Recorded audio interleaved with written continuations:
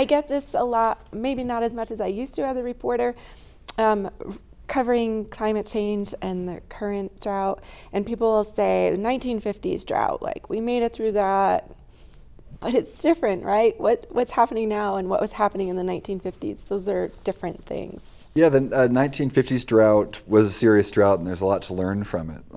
From the early 1950s through the mid 1960s, there were really a lot of drought years, and that drought was driven and dominated by low precipitation over and over again. But it was a cool drought. The temperatures during the 1950s drought were relatively cool compared to the temperatures that we've seen during the 2000s drought.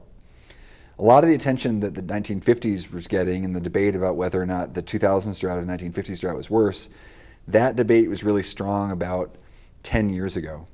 But since 10 years ago, we've continued across the western US to have pretty persistent drought conditions. Now, not everywhere. Here in New Mexico, there have been some pretty wet years in the 2010s.